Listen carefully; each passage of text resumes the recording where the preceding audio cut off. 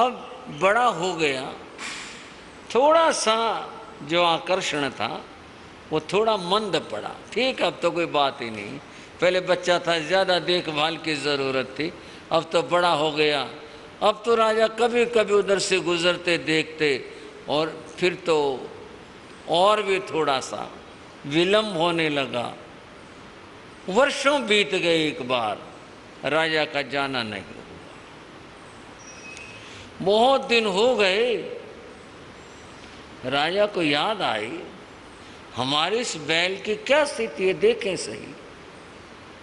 राजा का उधर से गुजरना हुआ, उन्होंने रथ रुकवाया और वे गौशाला में गए। तो पहले तो सामने बंधा होता था बड़ा पुष्ट युवा सुंदर बैल, आज वो दिखाई नहीं दिया। राजा ने इधर देखा, फिर पूछा, भाई वो हमारे बैल कहाँ है? कर्मचारी हाथ जोड़े खड़े थे। बोले महाराज जी आपके सामने तो है। बोले ये नहीं, वो हमारे वाला कह रहा हूँ, बैल तो ठीक है, सारे हैं, जो हमारा, हम जिसको हम बहुत प्यार करते हैं, वो वाला कहाँ है? महाराज यही है। ये है?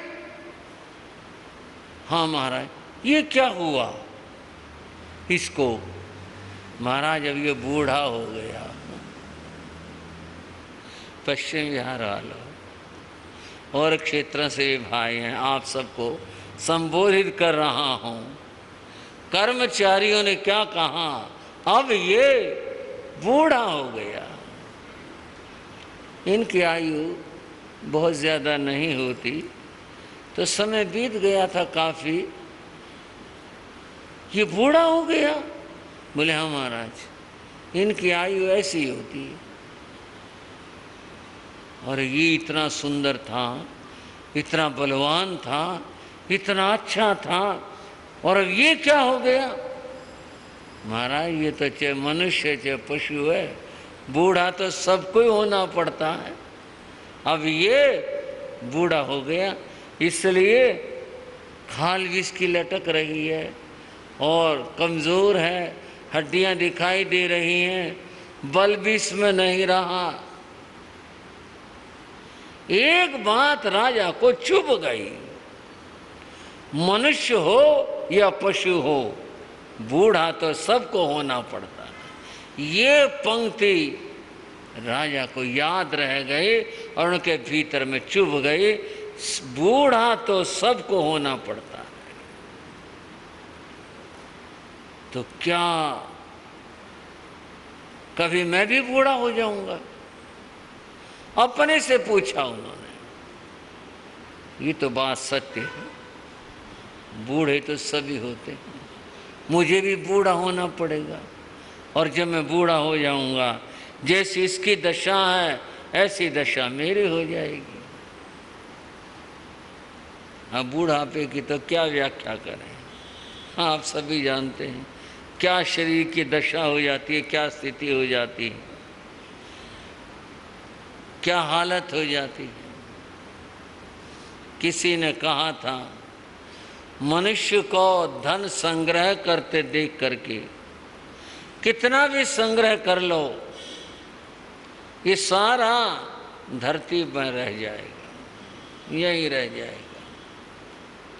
और जिस बल और सौंदर्य के ऊपर मनुष्य अहंकार करता है, उसके ऊपर जरा यानी बुढ़ापा वो हंसता है कितने दिन। हाँ भाइयों, कितने दिन ये बल ये सौंदर्य, कितने दिन बुढ़ापा आया और सब विलीन हो गया। राजा के मन को ये बात लगी, बुढ़ापा तो सबको आता है। वो महलों में लौट आया, एक एक चीज को बारीकी से देखने लगा। ये महल इतना सुंदर, इतना अच्छा, एक दिन तो ये भी जर्जर हो जाएगा। मकान भी बूढ़े हो जाते हैं, यानी जर्जर हो जाते हैं। मेरी काया ये भी ऐसी हो जाएगी। कपड़े पुराने हो जाते हैं, जर्जर हो जाते हैं, पट जाते हैं। देखने लगा कई सुंदर दासियां थी महल में, इनका क्या होगा भविष्य, ये तो सबके साथ बीतेगा। फिर मैं क्या कर सकता हूं? ऐसी कोई औषध, ऐसी कोई उपाय, ऐसा कोई चीज हो जिससे कि बुढ़ापे को रोका जा सके। बनिए भाई ऐसी कोई दवाई? हाँ जी, बोलोगे थोड़ा सा, है कोई ऐसा उपाय? ठीक है, योगा करने से आदमी स्वस्थ तो रहता है, काफी शारीरिक दृष्टि से बात कर रहा हूं, लेकिन बुढ़ापे को कौन रोक सकता है? ये नहीं रोक सकता। उस राजा को, करकंडू को, इस एक वाक्य से ज्ञान प्राप्त हुआ। और जब ज्ञान होता है यूं ही होता है, एक वाक्य से हो जाए, और अन्यथा सारे जीवन भर पढ़ते रहो और फिर ज्ञान नहीं हो पाता। इतना परिवर्तन आया उस राजा में। उसने दीक्षा ले ली कि वे जो मेरा जीवन है, शेष जीवन है, बचा हुआ जीवन है, इसका तो मैं उपयोग कर लूं। आप भी थोड़ा सा सोचो भाई और बहनों, जीवन के जिस स्टेशन पर आप और हम पहुंच चुके हैं, कितना आगे शेष है, आप विचार करो, मैं क्यों कहूं, आप खुद सोचो इसका क्या उपयोग हो सकता है, क्या कर सकते हैं, बचे हुए का क्या उपयोग है, सोचो और इसका उपयोग करो। राजा ने तो दीक्षा लेकर अपना जीवन धन्य कर लिया। आप भी कुछ प्रेरणा पा करके अपना जीवन धन्य कर लें। बात और चर्चा नमीराज की चल रही थी। नमीराज के साथ जो घटना घटी वो कल मैंने बताई थी। रानियों के द्वारा जो चंदन घिसा गया, उससे आवाज हुई, फिर एक एक कंगन उन्होंने रख लिया, वो घटना घटी, मालूम हुई। अब यहाँ से विचार शुरू हुआ। उस विचार में मैं बता रहा था ये बोध व्यक्ति को कैसे होता। एक है स्वयं बुद्ध जो पूर्व जन्म की साधना के कारण से यहाँ जन्म से ही ज्ञानी होते हैं, जैसे तीर्थंकर माता के उदर से उन्हें ज्ञान होता है। दूसरे मैंने बताया था, क्या बताया था, क्या बताया था भाइयों बहनों? प्रत्येक बुद्ध, जिनको घटना विशेष से ज्ञान होता है। करकंडू ने वाक्य सुना, आदमी हो या पशु हो, बूढ़ा तो सबको होना पड़ता है। इस एक पंक्ति ने झकझोर दिया उसको, क्या मैं भी बूढ़ा हो जाऊंगा? सब कुछ हिला दिया और परिणाम हुआ उसे आत्मबोध प्राप्त हुआ था। जिनको घटना विशेष से ज्ञान प्राप्त हो वे प्रत्येक बुद्ध है। और तीसरे बंधुओं वे महापुरुष होते हैं जिनको बुद्ध बोधित कहते हैं। बुद्ध यानी ज्ञानी, ज्ञानियों की बात सुनकर, ज्ञानियों का उपदेश सुनकर, ज्ञानियों के वचन सुनकर जिनको आत्मबोध प्राप्त हो जाए वे बंधुओं बुद्ध बोधित कहलाते हैं। ज्ञानियों के द्वारा बोध पाकर जिनको ज्ञान हुआ, ऐसे बहुत लोग होते हैं। हम भी जो हैं जैसे हैं, गुरुओं से ज्ञान मिला, आपको गुरुओं से ज्ञान मिला। और आप सोचोगे बहुत लोग हैं जिन्होंने सत्संग सुना, संतों की वाणी सुनी, गुरुओं से ज्ञान सुना और वह उनके अंतर को छू गया, उन्हें ज्ञान हो गया, वे बुद्ध बोधित कहलाए। कुछ बात बताता हूं। जैन साहित्य में अर्जुन माली का प्रसंग बहुचर्चित है। बौद्ध धर्म के अंदर उंगली माल का प्रसंग है। उस जमाने का एक डाकू था, नाम उंगली माल था। उंगली माल उसे क्यों कहते थे कि वह मनुष्य की हत्या करके उसके उंगलियां काट करके और उनको एक रस्सी में पिरो करके वो पहनता था, इसलिए उसका नाम उंगली माल था। बड़ा खूंखार था, पुलिस के भी काबू में नहीं आया और उसने पता नहीं कितनी हत्याएं की। और यूं है बात कि बुझा हुआ दिया जलते हुए दिए से छू जाए, उसमें भी प्रकाश आ जाता। एक बार महात्मा बुद्ध जा रहे थे, उंगली माल वहीं कहीं था उस इलाके में, और वो ये समझ बैठा इनके पास धन होगा, और वो जोर से चिल्लाया, ठहरो। बुद्ध ने देखा एक आदमी तलवार लिए हुए था। बुद्ध रुक गए।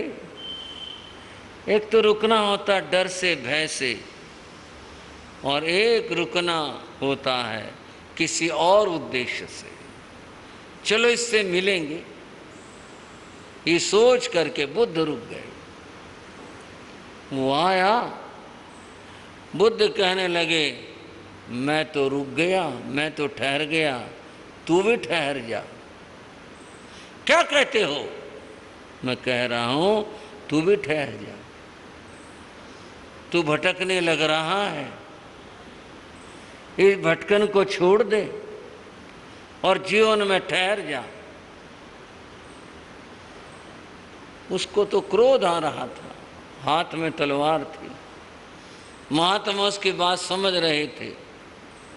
बुद्ध कहने लगे, तुम्हें अपने इस तलवार और बल का बहुत घमंड है, मैं तुम्हारा बल देखना चाहता हूं। मेरा बल, उसका मन हुआ वो तलवार चला दे, फिर भी उसने मेरा बल, हाँ मैं तुम्हारा बल देखना चाहता हूं। बोलो क्या बल देखना चाहते हो? एक पेड़ के नीचे खड़े थे। बुद्ध बोले, तुम एक पत्ता तोड़ सकते हो? पत्ता? बोले हाँ। वो उछला, उसने हाथ ऊंचा किया और उसकी टहनी पकड़ी, जोर से झटका मारा, टहनी उखड़ गई, पत्ते बिखर गए। और बताऊं? बुद्ध ने कहा, अभी बात पूरी नहीं हुई, मैं आपका बल देखना चाहता हूं। बोले क्या बल देखना चाहते हो? ये जो तुमने टहनी तोड़ दी, ये तो कोई भी तोड़ दे, इसमें तो कोई बल की बात नहीं हुई। तुम एक पत्ता उठाकर दोबारा से पेड़ को जोड़ दो। क्या कहा भाइयों? श्रावकों, क्या छोटी सी बात कही। एक पत्ता उठाकर और दोबारा से पेड़ को जोड़ दो। अगर तुम पेड़ को जोड़ दोगे तो मैं मानूंगा तुम महान बलवान हो, महान शक्तिशाली हो। एक पत्ता जोड़ कर दिखा। तोड़ तो कोई भी दे, एक बच्चा भी तोड़ दे, निर्बल भी तोड़ दे, कोई भी तोड़ दे, जोड़ कर दिखाओ। कोई जोड़ सकता है? टूटा हुआ पत्ता, टूटी हुई जिंदगी कोई जोड़ सकता है? पीछे आपने श्री उत्तराधन सूत्र में सुना था, असंख्यम जीवियम मापमाए, ये जीवन है, संस्कृत है, जोड़ा नहीं जा सकता टूटने के बाद। तुम एक पत्ता जोड़ के दिखा दो। कहते हैं उसकी तलवार नीचे हो गई। ये काम नहीं हो सकता। ये पत्ता जोड़ने का काम ये नहीं हो सकता। तब बुद्ध ने कहा, जब तुम एक पत्ता जोड़ नहीं सकते, तुम्हें तोड़ने का हक नहीं है। जब तुम किसी को जीवन नहीं दे सकते, तो मारने का हक नहीं। मैं बुद्ध बोधित शब्द की बात कर रहा था। एक ज्ञानी का उपदेश सुन करके और सुनने वाले को ज्ञान बोध प्राप्त हो गया, बुझा हुआ दीपक जल उठा। बुद्ध की बात सुनी, हैरान रह गया, वो पत्ता तो नहीं जोड़ा जा सकता, और उसका जीवन बदल गया। वो खूंखार डाकू एक सज्जन, नेक और भला आदमी बन गया। इस तरह जीवन परिवर्तित हो गया। बंधुओं, मैं समझा रहा था, किसी ज्ञानी का उपदेश सुन करके, संत की वाणी सुन करके, सत्संग सुन करके जिसके जीवन में ज्ञान की ज्योति जागृत हो जाती है, वे बुद्ध बोधित कहलाते हैं। 3 तरह के ये ज्ञानी होते हैं। यहाँ नमिराज के प्रसंग में क्या घटना घटी, उस चूड़ियाँ और आवाज को लेकर के विचार उत्पन्न हुआ। जहाँ 2 हैं वहाँ संघर्ष है, वहाँ झगड़ा है, वहाँ पर परस्पर में आपस में विद्वेष है। और अकेलापन जहाँ, वहाँ कुछ नहीं। कहा गया, आप अकेला अवतरे, मरे अकेला। बंद हो, अकेले आए और अकेले ही जाना है। अकेला एक शब्द, इससे नविराज को आत्मबोध प्राप्त हुआ। शरीर और आत्मा 2 हैं, यही संघर्ष है, राग और द्वेष का संघर्ष है।